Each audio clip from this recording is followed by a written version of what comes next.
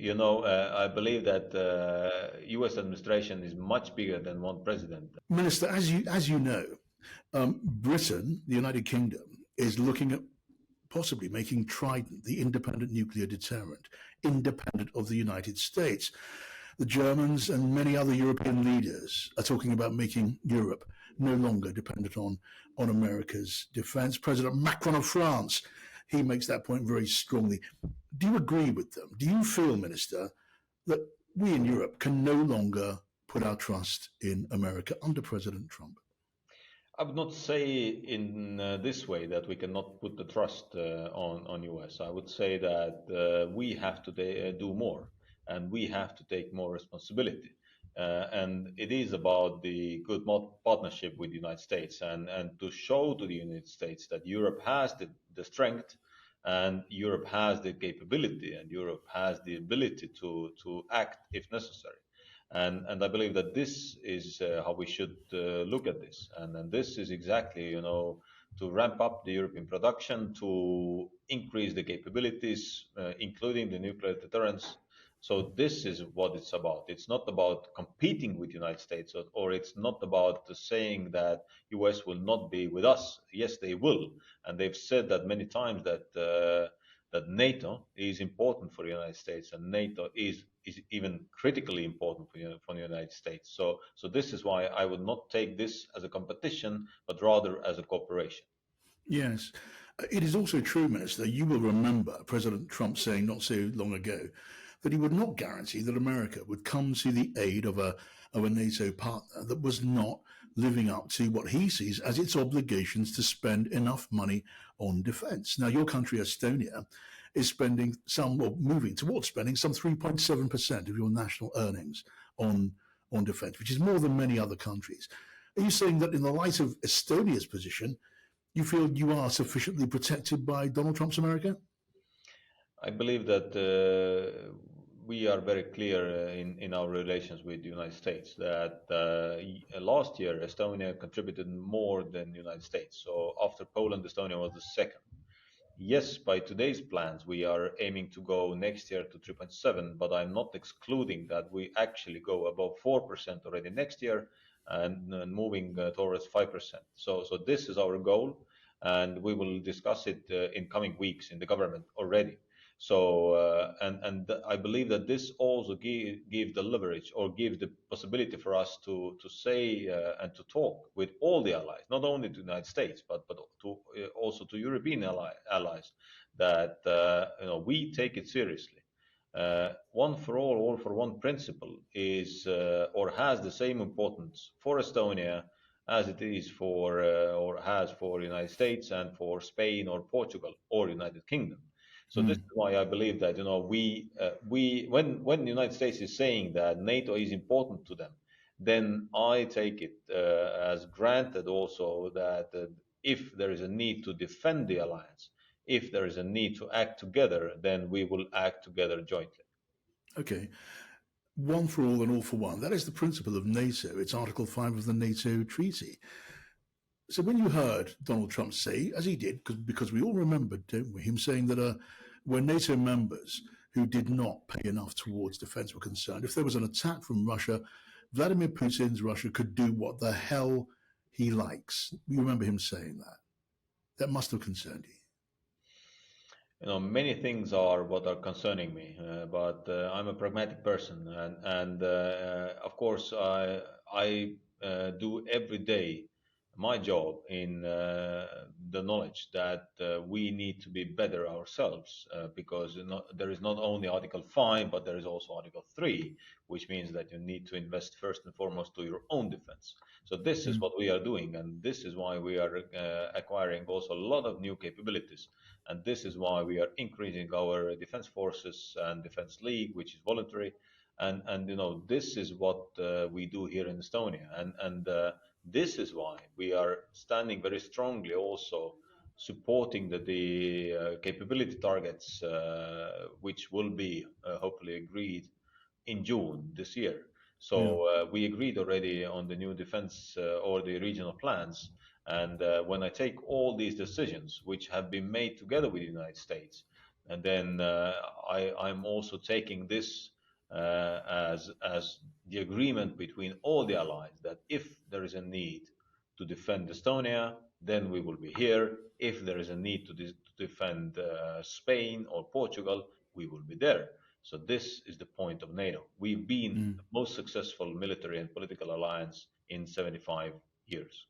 Yeah, and you choose not to criticize the United States very clearly, and I quite understand why that might be the case. But we saw yesterday America withholding not just arms supplies to Ukraine, but also vital battlefield intelligence.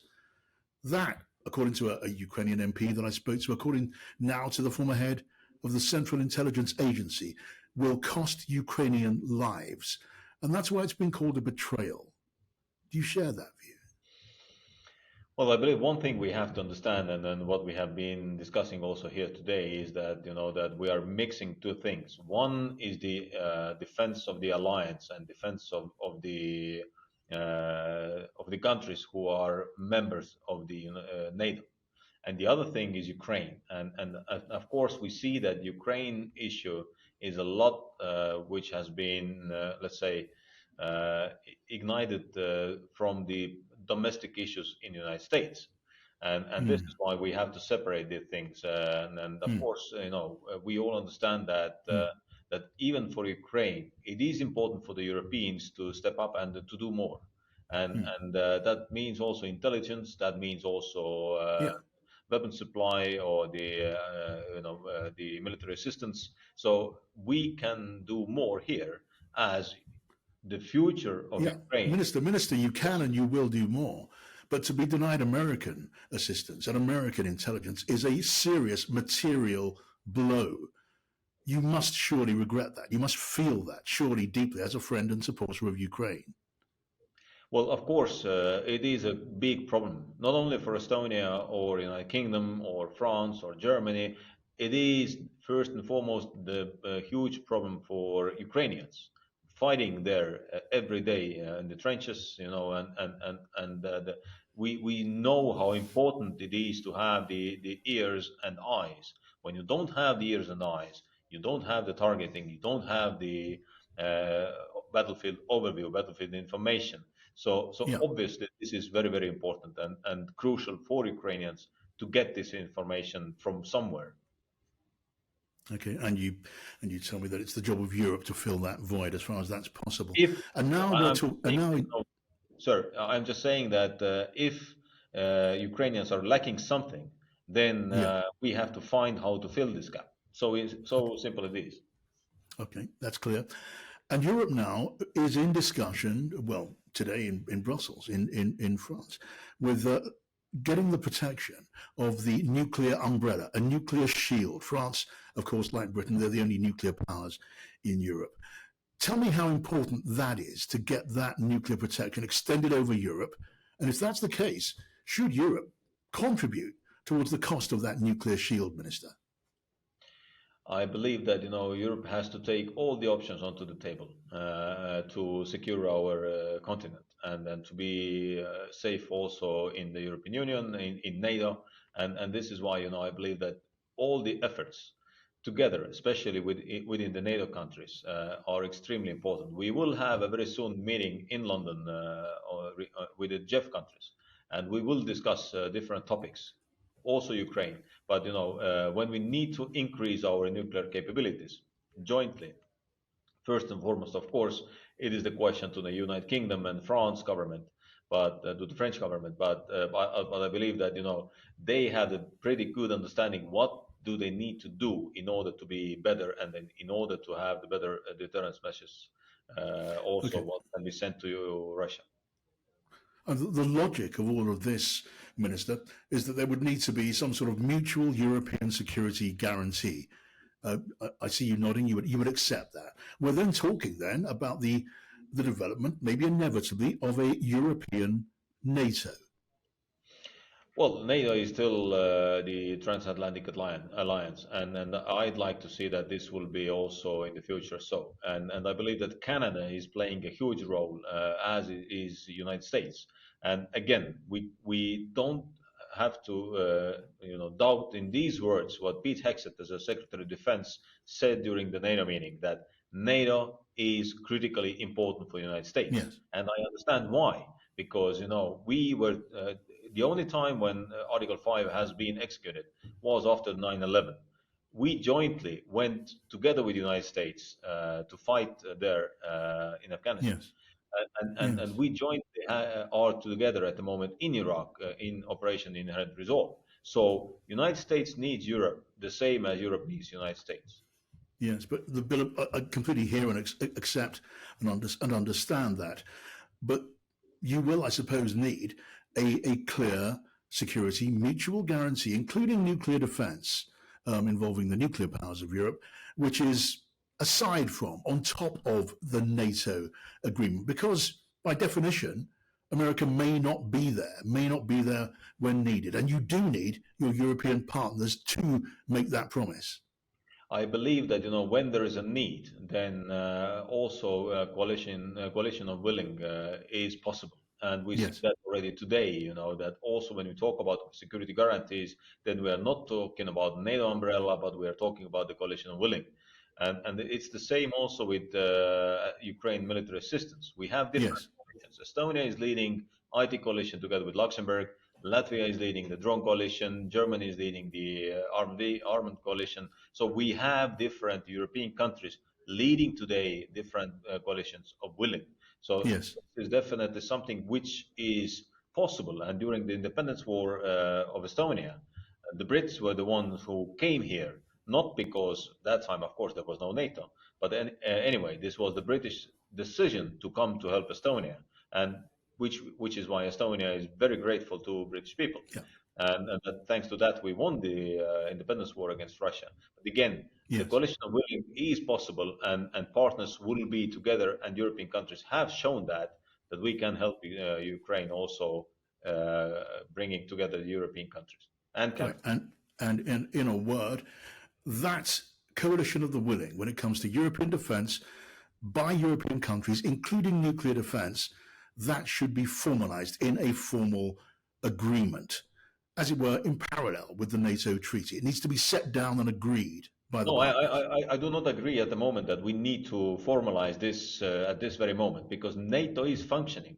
NATO is Yeah. functioning well, and as long NATO is able to breathe, we should believe in NATO, and I am believing in NATO, and strongly suggest everyone to believe in NATO, to believe in our countries, and to believe into democracy. Okay. Last question, Minister. And again, thank you so much for your time. At this stage, you do not believe we need necessarily a separate European mutual defence agreement, formal defence agreement. But the way things are moving, you don't exclude that that might become useful and necessary.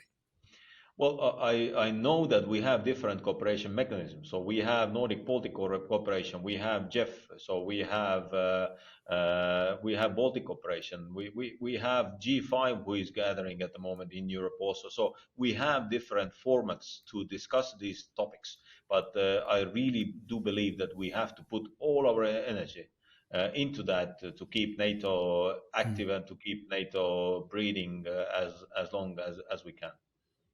This is the last question. To see the transatlantic alliance strained in the way that it has been, that has been sad to see, hasn't it? Well, we've seen different times in the history, and I've seen also that when I'm hearing that President Trump is trying to bring back the peace to strength, and then when I take peace to strength from the Reagan time, then Reagan was the person who believed in non-tariff politics. Reagan was the one who believed in cooperation, and this is why I do believe that American people, also Republicans, are in favor of the transatlantic cooperation, and they really do understand at the end of the day what is the benefit of that cooperation. But not the president, not President Trump. I believe that U.S. administration is much bigger than one president, and I also believe in the nature of American people, that those people who also voted for Trump voted for the secure environment in transatlantic zone and in Euro-Atlantic. So this is what is the basis of everything, to keep the peace, to preserve the peace in Euro-Atlantic.